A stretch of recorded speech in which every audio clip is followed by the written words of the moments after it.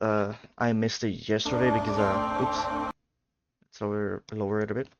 I had to take my sister to some place. I mean, it's private shit. I'm not gonna explain it.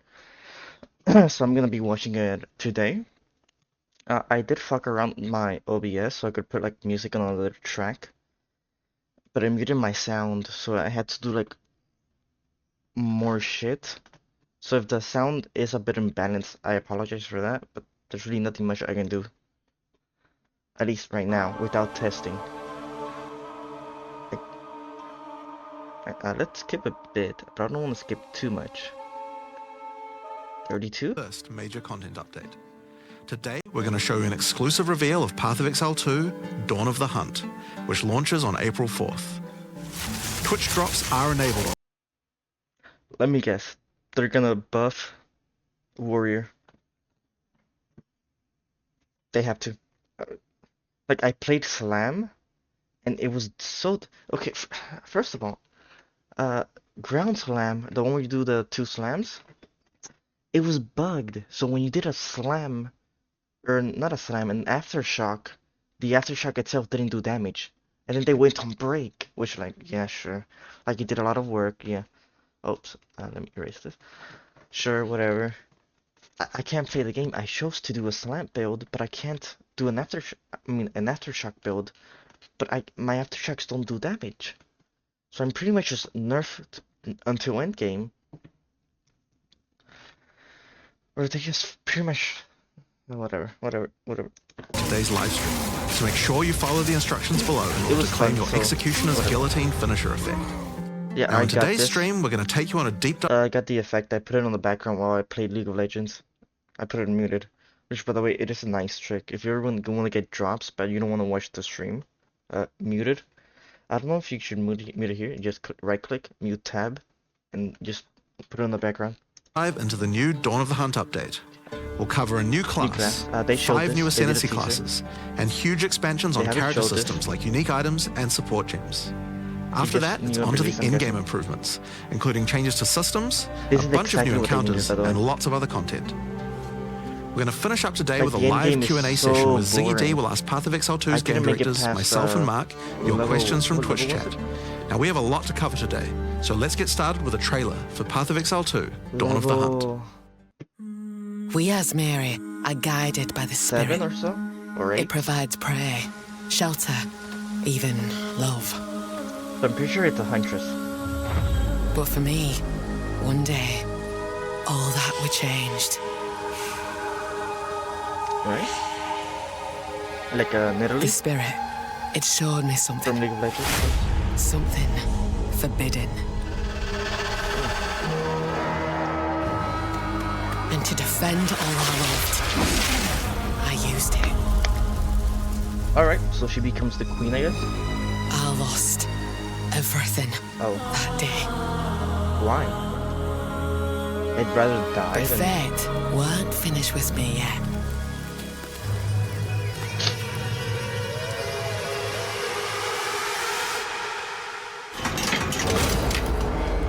I'll right the wrongs I've done. Sorry about this. I'm gonna F5 so I can see the emotes. It's just like a thing in my head. But fate I've seen people type login. It's weird.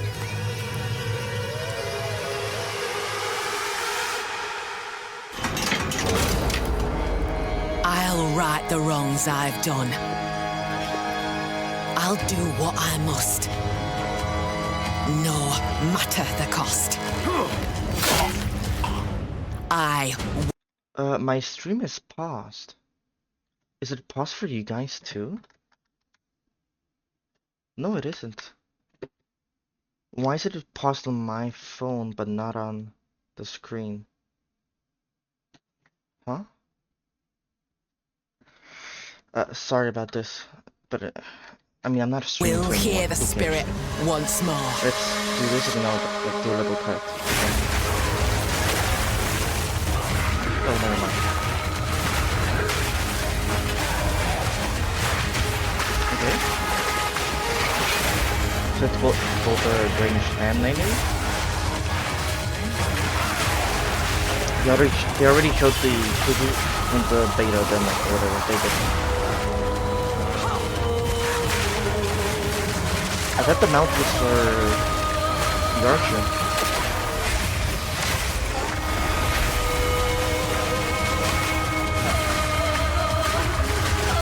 Dude, I'm guessing this is just gonna be Hammer of the Gods, right? Like this ability. Let's see if they show it. This. Like if you play this class, you're just gonna use this ability for bosses. Just like if you play warrior, you use Hammer of the Gods. I don't know how I feel about that. Like having an ability you have to put on, just because it's so much better than everything else. Like, it looks cool, but, you know.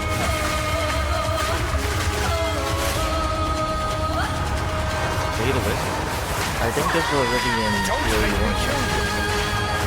I shall bathe in your blood.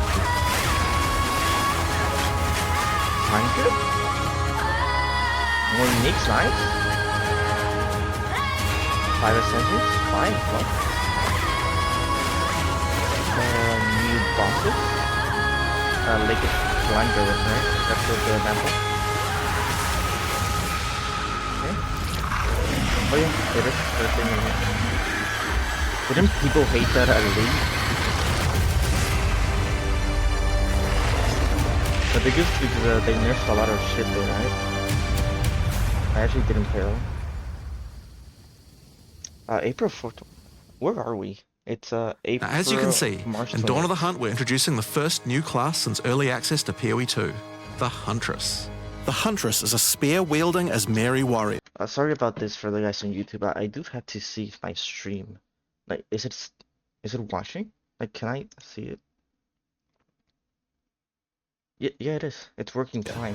Born into a society with strict traditions, So she was exiled from her homeland after using the working? power of a skill gem to defend her village.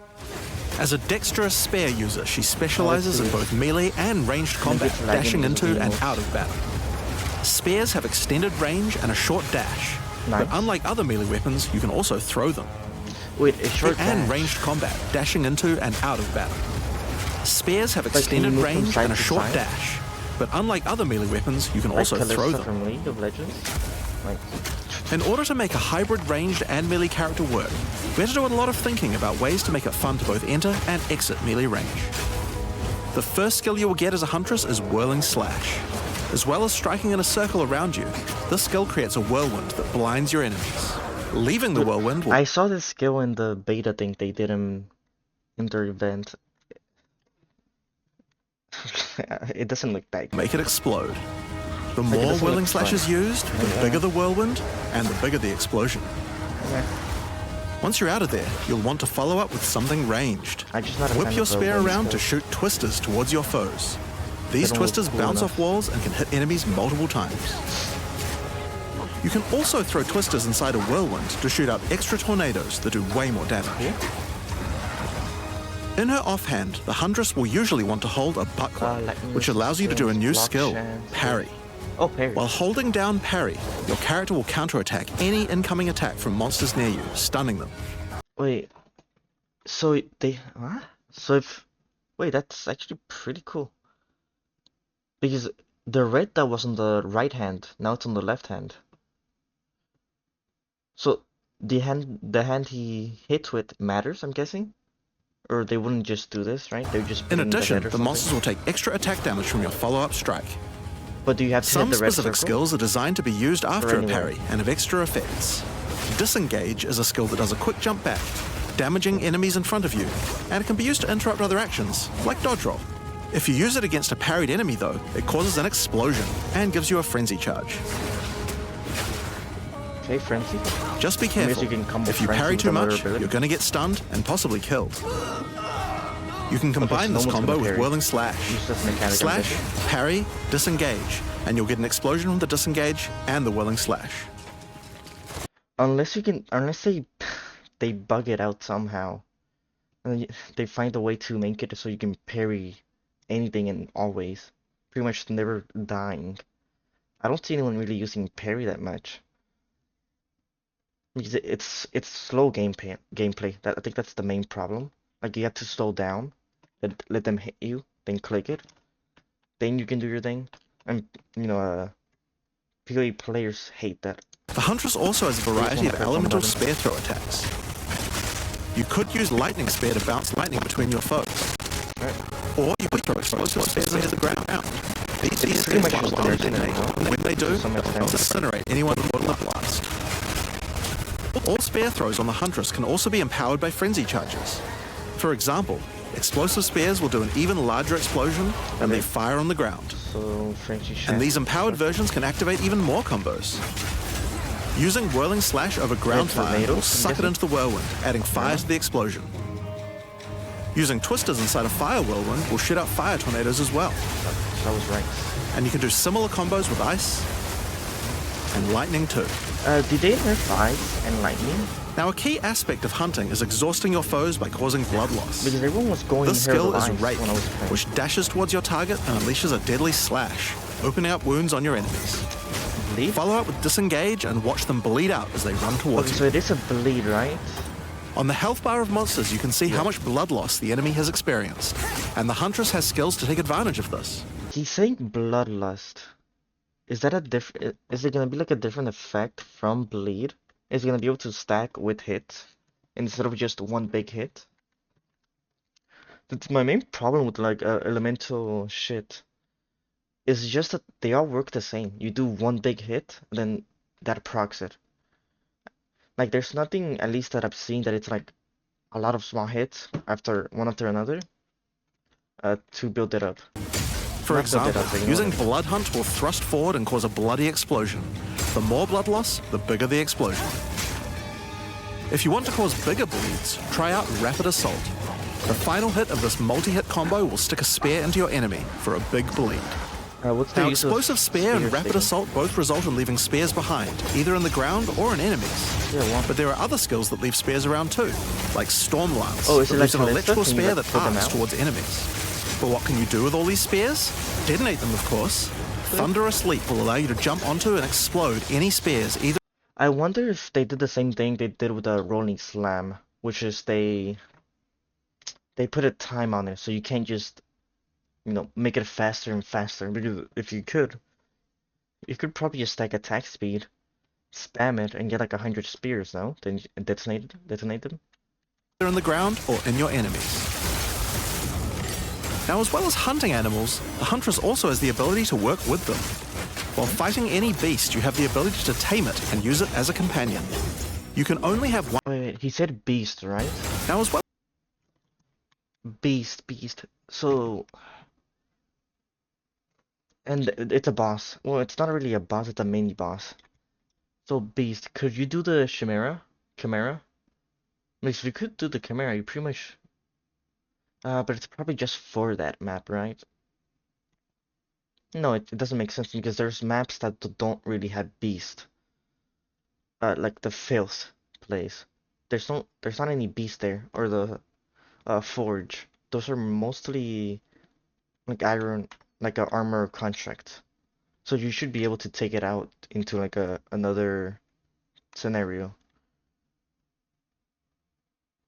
But that means the Forest is the only real place with beast, right? No, the Badlands also have beast. They have the Charger guys. But those guys are weaker compared to the Gorilla. Yeah, I don't think it's that good. Apart from this, like mini boss monkey, I really don't see hunting. Like what else? What other beast is there that you can tame? Unless beasts aren't just animals, and you know they can be expanded into like other monsters. Animals. The Huntress also has the ability to work with. No, because then it would just be specters, right? And they said they were gonna add specters. Then again, this could be their new specters. They just called it beast. While fighting any beast, you have the ability to tame it and use it as a companion. You can only have one companion at a time, but it will keep the mods that were on it. Try to find a rare beast with good mods to take full advantage of your ability to tame them. Couldn't you just refresh constantly so you get like the beast with 50 Now this is mods. just the beginning of the Huntress. Actually, couldn't you like juice up a map like infinitely? Not infinitely, but you know, to such a level, then just find a mob that's almost unkillable for like normal mobs. Like super regen, I guess. What would be a good one? Because Mana Siphon is useless against other monsters, so that's whatever. Life Siphon, maybe? Yeah, mob with the Life Siphon, or a beast, I mean. You tame it, then you just attack. Yeah. We've really tried to make the hybrid ranged and melee gameplay work for this Life class Siphon, by having a huge amount of synergy between ranged shit. and melee options. There are 22 new skills available for the Huntress. You could have in-game, you'll be beast slinging with a hundreds of beast. insanely powerful spears, sending forth spirit animals and summoning the might of Solaris from the sky. Oops, sorry, I wasn't paying attention. Now this is just the beginning. Try to find a rare beast with good mods to take full advantage of your ability to tame it. Actually, this could be really good if you get like a super good mod. But Now I don't this know is about just the endgame. beginning of the Maybe good Huntress. for maps. We've really Not tried maps, to make the hybrid ranged and melee gameplay work for this story. class by having a huge amount of synergy between ranged and melee options. There are 22 new skills available for the Huntress. By in-game, you'll be slinging hundreds of insanely fun. powerful It's fun, spears, though. sending That's forth different. spirit animals and summoning the might of Solaris from the sky. What's the skill? Okay, so it like copies But we your still haven't spell? talked about ascendancy classes yet. What can the Huntress ascend into? Well, the first ascension class you could choose is the Ritualist. The More Ritualist has summons embraced the darker side of his merry traditions by harnessing the power of animal sacrifice and plague. The Corrupted Life Force skill causes all enemies Blood around boil. you to grow volatile blood boils on their Okay. skin. When those enemies are slain, So the they bleed boils will or burst, explode? spreading corrupted blood to all enemies around them. Corrupted blood, that's chaos damage, The right? Ritualist also excels in taking advantage of magical trinkets. The This isn't bad, by the way. Because technically you could get like a 3 rings with like +3 to summons, couldn't you? And play her as a summoner? Yeah, it's actually not bad. Then again, is it even worth to level gems? Because that was a big problem, no? Did they nerf the mana cost? Because the higher the level was, the higher the mana cost. Which at some point it was like, I can't play this. Like, I actually have to become weaker to get stronger. Which happened to me once with a warrior, where I was just using a couple rolling slams, and because the level was so high, I had to just take away the levels from it. That way I could use more rolling slams, which resulted in more damage overall. Filled Finger skill allows you to equip an additional ring on a finger around your neck. Taking Mystic Attunement increases It the was just bonuses of annoying all the the fact rings and that- amulets you have equipped. Makes sense. Now this is one of my favorites. As the Whispers Ask grants you a new skill, Ritual Sacrifice. Use the skill on the corpses of slain rare monsters to absorb the power in their blood to give you one of their modifiers for a short time. Wait, so technically you could have you could have a beast with modifiers, and then you can also have oh wait, he's at a short time, right? Specialize further into Let's see how Ritualistic Sacrifice with As the Whispers Demand, I'm guessing it's like which 30 allows you to seconds. perform that skill on yourself instead of a corpse. Cut your own hand, sacrificing some of your own blood only to one empower modifier. yourself. But technically you The get to Amazon use Ascension both, is for right? those looking to hunt more than You can slay a beast with modifiers, take them, and then do this, and then you have an extra modifier. Can it stack though? Like, can you get a, let's say you get Mana Siphon from a beast, from a mob, and then you use this and you get Mana Siphon again. Does it stack? I'm just guessing you can't do beasts. it, though. Trained as an elite guard to the most important as merry elders, the Amazon will use more traditional fighting techniques It's probably mastered gonna to be more perfection. damage, right? The Predatory Instinct skill will cause you to reveal weaknesses in the defenses of rare and unique enemies, causing you to deal more damage. You can see those weak spots represented on their life bars. Wait, what? Where's the weak spot? Wait, huh? In the life bar, wouldn't the monsters show it? Because you have to hit them, right? Predatory Instinct skill will cause you to reveal weaknesses in the defenses of rare and unique enemies, causing you to deal more damage. You can see those weak spots represented on their life bars. While using Elemental Infusion, any charges you consume will infuse your weapon with elemental power, causing any projectile attacks to explode on impact. Okay. The Critical Strike skill is as simple as it sounds. It takes your excess accuracy and gives it to you as critical strike chance. Not bad, honestly. Additionally, you have skills like Mystic Harvest, which allows your elemental damage to leech life, and as Merry Brew to be able to use either flask to restore both life and mana. So those are the 2 new ascendancies for the Huntress, but those are not the only ascendancies in Dawn of the Hunt.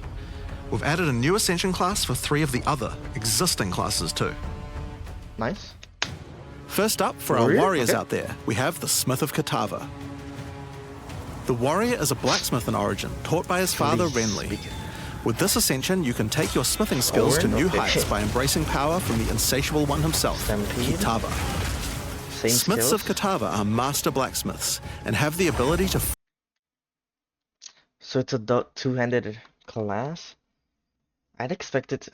are they not buffing shields? Because shields are pretty useless. Like, there's actually no reason to go a shield. And I guess defenses can be useful, but you never really block, since it takes too much time, it's too slow. Forge their weapon, quite literally. Using the Against the Anvil notable skill, you can enhance your weapon with fiery destruction before any battle. After doing so, your attacks will release explosions on hit for maximum devastation.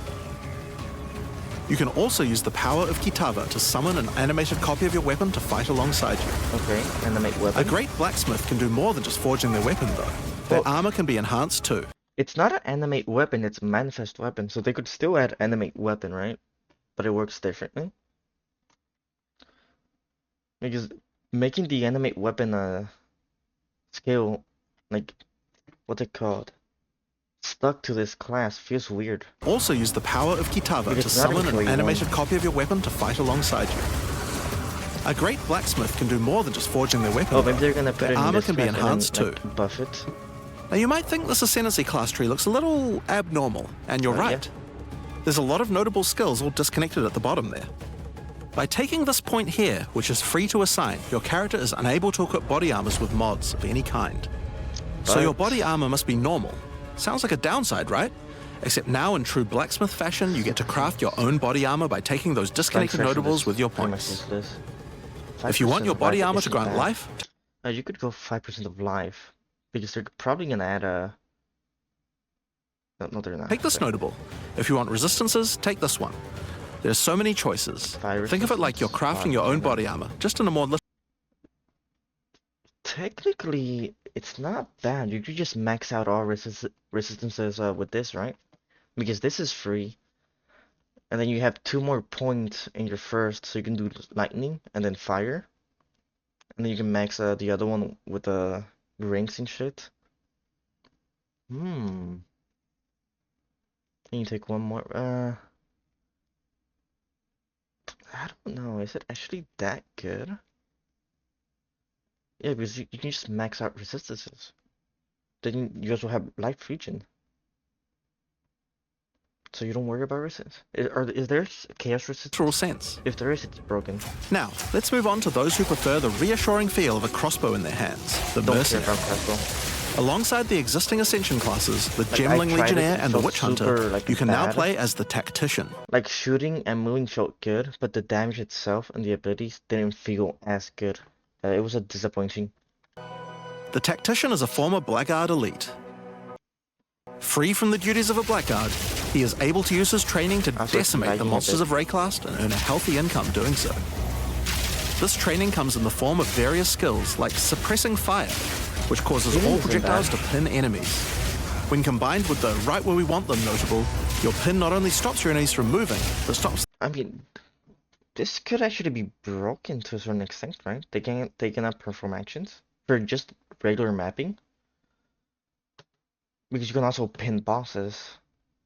So, to a certain extent, you could also have them skip phases. I don't know, it's okay. It got interesting because the Mercenary has a lot of AoE. Pretty much all his abilities are AoE. So you can pin a lot of groups. Then they can't move or do anything. You're pretty much safe. If only there was like one ability that was cool. Similar to Freeze. With a soldier's training, the Tactician also works well cooperatively. Using the whoever pays best notable, you can place multiple banners at once. The Watch How We Do It skill gives a portion of your weapon's damage to your allies as well. It was annoying, so I didn't use it. But if that isn't enough, you can also command your army of off-screen archers to unleash hell and carpet an entire area with arrows. Does that cost pin buildup? Because it's probably an ability, right? So you can probably have to cost pin buildup. So your screen overall is... Wait. Finally, Witch players will be able to join their legions by becoming undead themselves. In Dawn of the Hunt, we're introducing the Lich Ascension class. The Lich is a master of chaos and curses and could sacrifice her life to enhance her energy shield. The Crystalline Phylactery skill allows you to nominate a jewel in which to contain part of your soul, massively increasing its power. There's just one downside to splitting your soul this way though. If you have no energy shield, your mana costs will shoot up. The Necromantic Conduit skill causes you and allies in your presence to have unholy might, granting extra damage as chaos damage. Yep. Rupture the Soul makes enemies you curse explode with chaos damage when slain. I love the minion boss. Dominion over Flesh allows you to apply an additional curse. It's safe to say you'll be the true master of the occult by choosing the Lich class. So Dawn of the Hunt has the Huntress and 5 new Ascension classes, but it doesn't end there. Let's take a look at some of the new skills we've added. Now you may remember we've previously talked about the Raised Spectre skill. It's finally complete, and it will be made available in the upcoming expansion. Wait, so they have the Spectre skill? But they also have the Beast Taming skill. Let's see how it is. I actually didn't play Spectres in POE1. I never made it to endgame in POE1. Because my game just would have crashed. The furthest I made it was to the Vines. And I made it there doing the Mist, the King of the Mist league. Then when I made it there, I just constantly crashed my computer. So I just stopped playing. Yeah, shitty PC problems. It can be found in the occult skills on the skill gem crafting panel. Raised Spectre is a skill that allows you to trap the soul of almost any monster in the game. Okay, so there are spirit, which you can then summon in the skill panel. This feels better than Spectres cost spirit and will revive automatically if they die, but the spirit cost varies based on the power of the monster. You could summon an army of weaker monsters, or a few of the more powerful monsters. I wonder if you could go to like Zone 1, and in Zone 1, get like the insects, the small ones, because those probably cost like 1 spirit or 2 spirit. Then you max out a spirit with the was it the Infernal class, Infernalist, or whatever, that gave you more spirit the more something you had. And then you just have a super big army. They're weak. You can combine them with your existing skeleton minions. Wait, I want to do that. Or summon exclusively specters. It's all up to you and how you want to customize your army of the undead. By the way, it's not gonna work. Given that there are hundreds upon hundreds of monster variants in Path of Exile 2, it's safe to say you'll be experimenting with this one for a while. We look forward to seeing which monsters serve you best. Now let's move on to our next skill. Okay. Since we've been talking about summoning undead so much, let's have a change of pace and summon something a little more alive.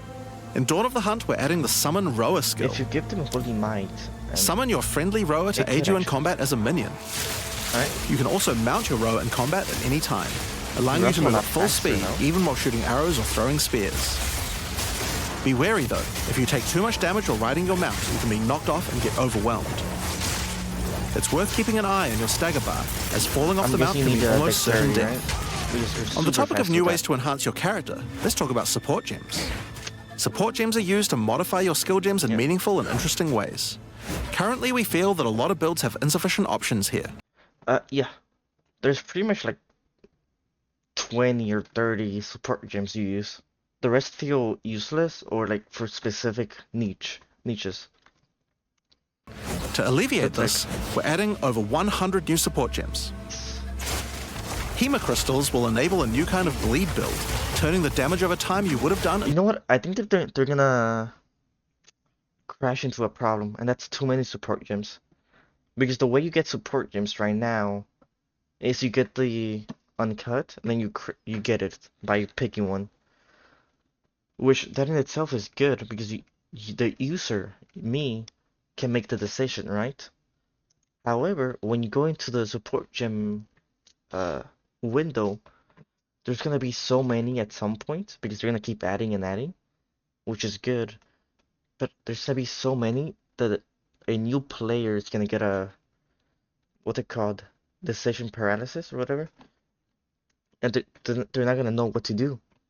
They have to hover one by one to know what each of them do, and it's like, ah, fuck, I don't know, what to do. Versus them dropping randomly on the floor when you kill monsters, which is like, okay, I got this one, cool. What does this do? Oh, I don't need it.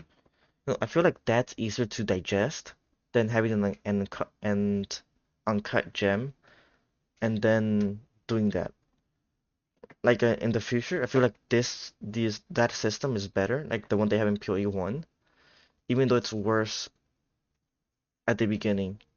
Like if you know what I mean. To explosive vial crystals. Like I hope I explained myself. Alignment is a support gem for bow attack. It's like the skill tree in POE1. You open it, and most players just give up because it looks too complicated. I think they're gonna run into the same problem with the support gems, which can reward skilled players with good positional skills. Caltrops will allow you to litter the battlefield with hazards, slowing your foes as you fling spears through their ranks. Skill itself, but there's plenty more for every playstyle, such as enormity, unsteady tempo,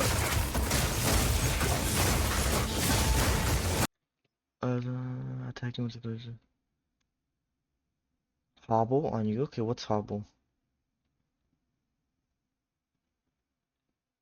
Sure. The monkey profanity. Wasn't profanity already in the game? Retaliate. Dude, it's the same problem. The thing is, you have to slow down the gameplay. And people don't really want to do that because they don't have to. Why do this when you can just stampede or rolling slam it? I guess it's 40% more damage. But it kills with your stun bar. I guess if you find a way to just like infinitely scale the stun bar, you could one-shot bosses. And you could also just block anything, right? Because there is an ascendancy that lets you block everything. So I guess you could do that, but then it's like, there's gonna be builds that do it faster and better. Yep, that's a real word. Sissy. G. And many more. Now we've talked about a new class, new ascendancy classes, new skills, and new support gems. But let's not forget about the core of a true action RPG, the items. To start with, let's talk about uniques. We're adding over 100 new unique items. Yep. This time, we've made sure to add uniques with a focus on mid and end-game tiers to make sure there are more exciting items to find for higher-level characters. Let's look at some examples. Embrace your inner devil with Chernobog's Pillar. It grants you a large amount of fire damage based on your block chance. Okay. The Coming Calamity allows you to become a true master of the elements, granting you all 3 Elemental Herald skills without costing any spirit. No spirit? Huh? Wasn't Herald of Ice broken? I saw someone using Herald of Thunder, I think it was, with like an archer, and they were one-shotting everything.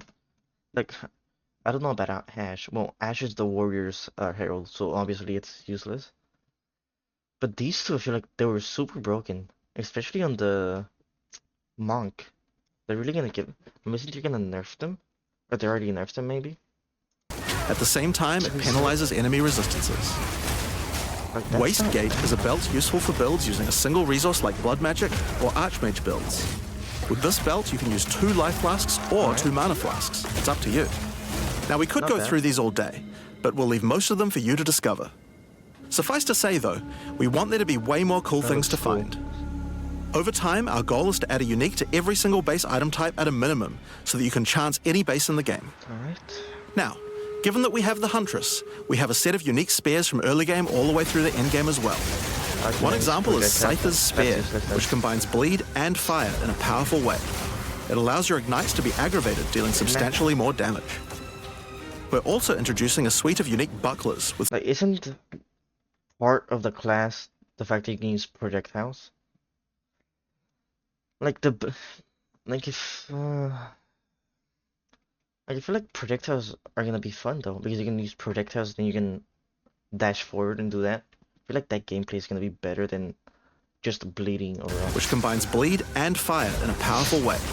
It allows your ignites to be aggravated, dealing substantially more damage. Pretty clean. We're also introducing a suite of unique bucklers with some interesting parry mechanics. Calgyra's Arc, for example, allows you to parry projectiles from any distance. And we're also adding our first unique charms. Bayra's Anguish will not only protect you from Ignite, but will also emit a devastating Fire Nova whenever you do get ignited. Okay, whatever. In sum, there's just a ton of new uniques to find. We can't wait to see the weird and broken builds that come out of it. Now, we also want to talk about crafting options. In each major update during early access, we'll be continuing to add and improve the options here. We have various new crafting tools that have been added as rewards to many of the different types of new content that we're adding. But for now, I just want to mention the changes to runes. Runes add commonly available mods, but since they only have one tier, flat damage mods tend to get outclassed by in-game. So we've changed runes to have multiple tiers, allowing you to get higher tier mods than before. Our plan is to significantly expand the number of more specialized mods for crafting using... Yeah, because you pretty much get your runes by Act 2, I feel like. You'd get most of your runes. And then it's like, you don't really pick them up again, unless it's like a Biz. So this is good. There's more incentive in picking it up. There's a better feeling of progression, I feel like. Which is what RPGs are all about, progression. Feeling yourself getting stronger. Your time feeling rewarded. Socketables as we add new content over time. And the first new set of those comes from what we're talking about next. In Dawn of the Hunt, we're adding Asmarian Wisps, which can be found throughout both the campaign and the endgame. I feel like I've seen these in POE1 before. The Asmari spirit has made itself present in Rayclast, and it appears to be trying to warn, or maybe prepare us for the coming darkness. You will first encounter a manifestation of it in the Grelwood in Act 1, where you'll meet Delwyn, an Asmari hunter who is trying to find out what exactly is causing the spirit to behave this way. As you approach the wisp, it will flee, leading you past monsters. Any monsters it comes into contact with are infused by it, making them more powerful. Each spirit is associated with a specific revered animal in Asmari culture. This one is a wisp of the Great Bear, and grants enemies extra life and stun. You know what? I see it that the class has a weakness, and that's getting overrun by mobs. Because at least so far, like with the abilities they're showing, there seems to be a lot of a single target one. So I'm guessing it's better. She's better for bosses, because you can just spam spears into the boss, then blow them up. The wisp moves faster the closer you are, and as you move away, they slow down to wait for you. But if you get too far away for too long, they'll dissipate and return to the woods. As you continue to chase the wisp, it will find and possess a rare or unique monster, granting it a new powerful ability. Because this was a wisp of the Great Bear, this monster now also has increased life and stun. But on top of that, it will periodically summon a large spectral bear that slams with wild fury. If you're able to defeat this foe, you will be rewarded. For each monster that was infused and killed along the way, the rewards will be increased. Each wisp has its own mechanics. So that's like the wisp of the Winter Owl is a primal wisp that causes enemies to deal extra cold damage, gain energy shield, and release wind vortices on death. See, this is what I mean. If you go warrior, you need Hammer of the Gods. Like pretty much every warrior build has Hammer of the Gods because it's just too good. So like, when infusing a monster, they will call down large tornadoes to protect their host. The Wisp of the Wild Cat is a vivid wisp that causes affected monsters to deal more critical strikes and become more evasive. When it infuses a monster, it will summon a barrage of feline spirits that will attempt to tear you limb from limb. If you're lucky, you may even find sacred wisps that can do some pretty crazy things to the monsters they influence. Let me guess. Like the Wisp of the Cunning Fox, which turns normal monsters into magics, magic monsters into rares, and rare monsters into actual bosses. That's cool. Asmarian Wisps can drop a new set of socketable items. Does them turning into bosses give them like one new ability or something? Or is it just the same one move most like normal enemies have? That allow you to craft a wide range of interesting new mobs onto your items. Like each one may only be used on a specific item slot. As mentioned, the Asmarian Wisps can be encountered throughout the game, but there's also a new endgame map called the Asmari Ranges, a mountain village where the Asmari once lived, now overrun with corrupt monsters. This map always has multiple Asmerian wisps in it, and familiar, yet not quite the same boss fight. Asmerian wisps will corrupt monsters. This map always has multiple Asmerian wisps in it. Okay, that's from Act 1. Okay, and the King of the Mist. Okay. Wait, that could actually be annoying. Wait, yeah, because he can stun you, right? Because you have to you have to stand still. And then this guy can do the... Fuck, wait, no, that... Wait. An enemy that can kill you if you're standing still, like this one. And an enemy that can kill you if you don't stand still. Dude, that just sounds annoying.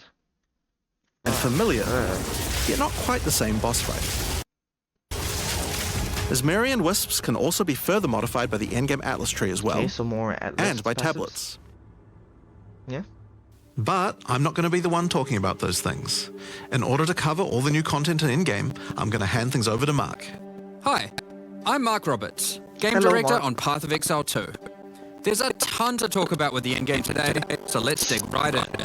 Path of Exile 2's early access began with a brand new endgame, and it was clear that it needed a lot of work. After absorbing your feedback, we're ready to make some epic changes. The first thing is, we just need a lot more content. In Dawn of the Hunt, we have made sure to focus on increasing the sheer number of interesting and different encounters you will randomly stumble into as you explore the endgame. I could never do And the these, second goal is to smoothen the because I progression just get through one maps shot. and reduce the amount of annoying busy work. To start with, let's talk about the new interesting stuff. Dude, fuck Warriors so much. Like, why does Rolling Slam have a like 2.5 second mandatory time? And there's, at least as far as I know, there's no way to speed it up. So it's like, you're mid animation, you can't roll out of it, but you kind of want to do the second slam since it's the most damage, and they can kill them. Like the first slam puts him at like half health or so. The second slam kills him, so you kind of have to do the second one, or you're gonna get overrun faster and one shot again. So To find. Well, the most obvious thing to add are new maps. As well as the Asmeri ranges that Jonathan mentioned earlier, Dawn of the Hunt also contains nice. 7 other new maps, yep, all with their own custom encounters. I like that one. Let's start with this one. The Feral Megaliths map starts off in the wild Ezomite forests. As you progress through the forest, you will find mysterious rune-carved stones Okay, so there's a new that, when mechanic. touched, surge with energy. After activating all the stones, you can find a grand henge, where Okay. all the energy is coalescing. You can then start an encounter. The area darkens, a storm moves in, and a concentration of energy summons a dangerous boss. You must fight and defeat the boss to get its rewards. Wait, Once is you that have a pre- defeated it, is a this a storm previous moves in, boss? and a Or is it the new concentration of one? energy summons a dangerous boss. Looks like the King of the Mist, no? You must fight and defeat the boss to Like get this ability of drawing? That's the King of the Mist ability, no? its rewards. Once you have defeated it, summon another. And Wait, it's a another, buff rush? and another, and another. You have 10 total waves of boss fights which get incrementally more difficult. Fuck. If Two you manage bosses to at a defeat time? them, you get full boss rewards, but also opportunities to get new Oh, runes. so there are previous These bosses, can right? only be obtained from this map. The Fractured Lake contains a surreal waterscape like a with fractured mirror-like objects. As you move around the map, the terrain itself elevates from below, creating the ground you walk on. In Oh, this this is a unique cool, map, like, thing. all the rare monsters are mirrored, so you're always fighting 2 of the same rare at the same time, which can prove quite difficult. If you manage to overcome that challenge and make it to the end of the map, you'll be presented with a broken mirror, a powerful altar-like object that contains an item within it. +3 to The minions. item contained within is a new base type, either an amulet or a ring, that can be crafted to have additional prefixes or suffixes at the cost of the other. The last unique map we'll show today is one based around the essence mechanic. You enter a crystalline cavern, and you will find a powerful map boss imprisoned in the center. It is surrounded by many rare monsters, also imprisoned in essences. Let me guess. By freeing The and more defeating you the rare kill, monsters, the essence they held will the be more powerful upgraded the to a boss greater becomes. essence and be added to the imprisoned map boss. Okay. How brave are you? How Wait, many so you don't... So you don't get the essence from those. They instead can get transferred here. Is that what he said? That's interesting. Because realistically, you want to be a greedy bitch, right? Like, you have to be greedy. But you're gonna die. Essences will you add to the boss? Overdo it, and you might lose everything. Underdo it, and you might regret it. It's your choice. Speaking of essences, alongside visual improvements, you're now able to apply Vaal Orbs to corrupt the essences, with a range of unpredictable outcomes. Okay. It could increase the number of essences. It seems like they're adding Vaal Orbs to a lot of things, so the drop rate should increase, right? Because if the drop rate stays the same, but the way you can use them increases, then realistically you won't use them in those ways. You'll just use them in specific, like the best, like the best way, best in slot. Reroll all the essences to the same type, or even upgrade the essences to greater essences. What if they're already greater essences? Well, it can upgrade those too. We have 4 new corrupted essences. Essence of Hysteria, Delirium, Horror, and Insanity. Each corrupted essence has its own interesting combat mechanics. For example, the essence of Insanity causes you to question even your own mind, as monsters split into shadowy clones, and you must locate the real one before a devastating icy explosion freezes everything around it. Wait, is it map-wise? It said around it. So it's not a map-wise, like... So if you run away from it, it's not gonna hit you, right? It's only if you're close? These has their own crafting outcomes. The essence of Insanity can be applied to a belt. It adds a mod that will ensure the next Vaal Orb used on the belt will guarantee adding 2 enchantments. Cool.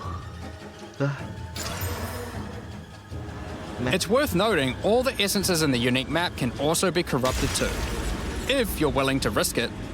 It's worth noting we have also added 10 extra Atlas passive points you can earn by completing 5 different unique maps. Now, new maps are just the beginning. We had a goal where we wanted to make sure you were constantly finding exciting new content, and that it could be lurking around any corner. So, we have added a bunch of new things that you could stumble into in any map you run. On your travels, you will sometimes encounter rogue exiles. Others like you who have been exiled and are openly hostile. Some are malicious, some are mad, while others are simply fiends for loot. They have a lot of health. They will challenge you, a fight to the death. They use the same skills available to players, and even the same items. They aren't just dressed up in those items, they're actually using them. It's going to feel like a true player versus player situation. Of course, if you are able to slay these exiles, those items will all drop on the ground. But are they random? So if you encounter an exile using a powerful or valuable unique item, which you can see displayed under their life bar, you want to be damn sure you kill them. Because if they kill you and your party, they'll portal out taking their items with them. Every fight will feel completely different depending on the items they come equipped with. These exiles are much smarter than your regular monster. They have capabilities to dodge roll, avoid your abilities with smart pathfinding, smart targeting, and much more action-packed gameplay. Minions, right?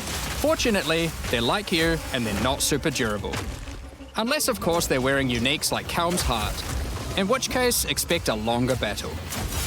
There are 12 different rogue exiles you can find, each with their own skills and personalities. Some may insult you, while others may admire your honor in combat. Sure. Another encounter you might stumble onto in Dawn of the Hunt are one of 4 new unique strongboxes. Strongboxes are chests with modifiers. When you try to open them, they activate traps and spawn waves of monsters that you must defeat to access the loot. Also, not only do they take too long, but sometimes you can't even see the effect. Like, I remember my first box that I opened, it had like orbs or shit, but I couldn't see them because the mist was too... It was too much mist. So I was getting hit, and I was spamming potions because I didn't understand what was going on. By the way, that was the last box I did. I never picked them up again. It was just a waste of time. the reward it gave wasn't even that good, by the way. Let's take a look at 2 of the new unique boxes that are harder to find and behave just a little bit differently. The Ogham's Legacy Strongbox has a corpse splayed out in front of the rune-carved stone. Yeah. Upon interacting with the stone, you activate Forbidden Ezomite magic, which revives the monster as a powerful rare. The Strongbox comes with a modifier which determines how many times it will revive that rare. Each time you defeat the monstrosity, the Strongbox revives it again, adding an extra modifier to the monster. So with each resurrection, so do you have to kill them 5 times, or can you just say fuck it? I don't feel like killing you again. I'm gonna go. It becomes more difficult, but also more rewarding. This Strongbox is infused with thaumaturgy from ancient Vaal technology. Eshel's Torment has a powerful artifact inside, and is guarded by chaos itself. Defeating the monsters will grant you a unique item, with a specific corrupted outcome. You'll have to find the other 2 for yourself to see what they do. Gacha? Wait, a gacha box? Now, let's talk about the introduction to the endgame. Upon starting the endgame, Doriani tasks you with cleansing corruption to help restore the land. Well, the introduction is go do like 10 maps or so. And it's like, okay. Oh, you did that? Then do another 10 maps of tier 2. Okay, tier 3. It's boring. That's it. It's just boring. Like, you should need to do like different objectives. However, in practice, the quest objective just sent you on a grind to clear 15 maps. Oh, 15. We wanted to make the quest to unlock your Atlas passives much more interesting. Now, nice. Doriani is tasking you with a more specific objective. The maps themselves also need to be more interesting. Just killing like some random rares. Like, I need more gameplay. I need more things to do. On the Atlas, you will find areas of corruption caused by the beast. In the center of each one, you will find a corrupted nexus. Like the trials of the Sakima, like how you have like traps going on, you have to find the exit. I feel like that would be a good map, but maybe I'm weird.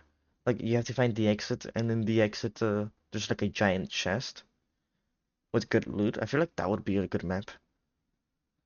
You know, you just have to be careful. You go in speed, do your thing.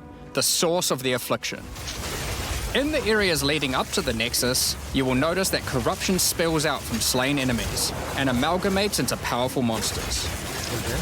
Corrupted maps existed on the Atlas before, but we've done significant work on improving these monsters.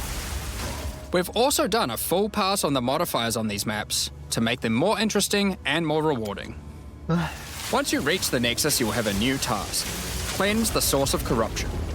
When you defeat the last rare in those maps, they will spawn one of 3 terrifying bosses, amalgamations of corruption itself. After defeating that boss, Doriani will come and cleanse the corruption for good.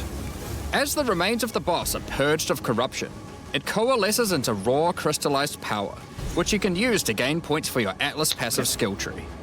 The upgrade system that allows you to add... I still feel like it's gonna have the same problem. Like, I feel like they should probably just have both of them be, no?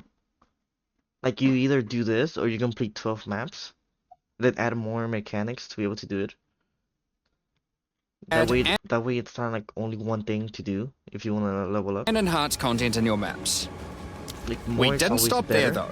When you complete a corrupted Nexus, all of the remaining surrounding corrupted maps will become cleansed maps. Cleansed maps also have new monsters, new bosses, a new boss, and their own set of modifiers and rewards, including monsters, a new boss, and their... He seems familiar. Obelisk of Cleansing, Packs of Cleanse. So it's just a normal map, but with the different monsters, no? Their own set of modifiers and rewards, including finding fracturing orbs by slaying cleansed enemies. These orbs can be used in crafting on a rare item to cause one of its modifiers to become fractured. A fractured modifier is one that cannot be modified by any means. You are able to freely modify the item, ensuring the fractured modifier will never change. If you get the right item with the right mod, it can prove to be a very powerful crafting base indeed. You must now choose. Do you complete all the corrupted maps and then the Nexus? Or maybe you beeline to the Nexus, complete it, and do all the remaining maps cleansed. Both have rewards to entice you and challenges to assess. Now, let's have a talk about towers. Then I rerolled. One thing we've had a lot of feedback on is the busy work around running towers and managing your tablets. Yeah, it's annoying. The first change we've made here... Like, it felt like all you would do was look for a tower and then like map how to get to that tower. And then do the maps around that tower. Then, unless there's a nearer tower, then you would try and, you know, find the tower. And then you would do the maps. It was a bit annoying. Is that we have reduced the number of towers drastically. So there are now one-third as many as before, but we've made them much more powerful. Okay. To start with, tablets now inherently add twice as many mechanics. But that's not all. Nice. Running higher tier maps and towers now increases the number of mechanics applied by tablets. By tier 15, the bonus is double, allowing a single tablet to now... Yeah, because what I did with the towers, I just put like a tier 1 or so. Because I would just rush to the tower to put the tablets. Okay, that's actually good. And 4 times as many mechanics as before. So you actually want to do them like normal We're maps. running far fewer towers, dealing with fewer tablets, and affecting even more maps than before. But because there are fewer towers overlapping with each other, you won't get as many opportunities to stack different tablets. Wait, let me guess. In order to tablet, and like a chaos over here, then the chaos orb affects all of them. To solve this, we've made it so that each tower can consume up to 3 tablets at once. Okay, I was right You about that. always get 1 slot on completing the tower, but if you can complete a tower with more mods on the waystone, you can unlock a 2nd or 3rd slot. Overall, this allows for even more juicing from towers, while drastically reducing the amount of busy work you have to do. Okay. On top of that, towers are much more interesting maps because they can now spawn with all mechanics, including bosses. Okay, nice. Each tower map has a new boss. That improves a little bit. Let's take a look at a couple here. The boss fight of the Alpine Ridge map has 2 powerful witches contesting for territory. And these are only for towers, One witch right? has an affinity for ice, the other fire. Who will win? Do you have to choose one? Hopefully neither. And you get a reward from the other one? The boss of the Sinking Spire map is a remnant of the Val that has been charged with lightning. It uses a full suite of lightning abilities. But be careful. If any of them hit the surrounding constructs, they will power up. Another thing that we've seen a lot of feedback about is sustaining waystones. As we looked into it, we realized that the people who couldn't sustain waystones were dying a lot. Yeah, I died a lot. A lot more than we had expected. And that made us realize something. During the campaign, the expectation is that you can die multiple times in order to learn how to overcome challenges. Sure. You are able to learn how the monsters behave, adapt to their skills, and eventually overcome them. But as soon as you get to the endgame, you're effectively no longer allowed to die if you want to sustain waystones. Yeah. By the time you are getting towards the end of endgame, we want you to have to be careful not to die. But it certainly shouldn't be that we have such a sudden shift as you run your first maps. No mana? The first change we're making is you can now respawn and return to a map if you die. Okay, so you can retry? Continuing from where you left off. When you start the endgame, you get up to 6 total attempts per map. As you add more modifiers to a waystone, the number of respawns goes down. 3, 1. This means... Oh yeah, wait, no, this is perfect. Oh yeah, they found the perfect solution. Because you start off and it's super easy, then you get off, and the higher you go, the harder it is. Yeah. So you fix the problem of the hardcore players being like thinking the game's too easy, and the casual players thinking the game's too hard at the beginning, and you smooth them into doing like a harder content. Yeah, this is perfect. Yeah, good one. That as you get to the point that you're running every waystone as a rare, you will have to be more careful. In parties, everyone gets to respawn that number of times. Okay, I don't play party. But we still think it's important that you can kill a boss in one go. In order to Apparently the allow that couch to co-op happen, is, like, we've made a super good. change so that once you start the boss fight, it changes over to the same respawning system we use for pinnacle bosses. Okay. This means that the map owner can choose to respawn everyone at the same time. Another complaint we've seen a lot of is players not wanting to do the pinnacle content because of the experience penalty from dying. A change we've made here is that all pinnacle content now no longer grants experience, but also no longer removes experience on death either. Dawn of the Hunt also brings the first batch of Twilight Order reliquary keys from the early access supporter packs. Just buy the $30 one. It's enough. These keys contain items selected by our supporters. But it was They like can 20 contain though. any unique item found in Path of Exile 2. They raised the price? If the selected item is a pinnacle boss drop, then only special keys dropped by this content will be able to provide these items. For example, Hand of Wisdom in action can only Oh yeah, these are the player, well not player, the streamer made keys, right? Or not keys, uniques. come from a key dropped by Zesht. We're also making a change that allows pinnacle boss uniques to drop at any difficulty. Rarer uniques will be rarer at lower difficulties, but still possible to find. This applies to the drop chances for the reliquary keys from this content as well. We spoke about towers and tablets earlier, but we have also added a suite of unique tablets.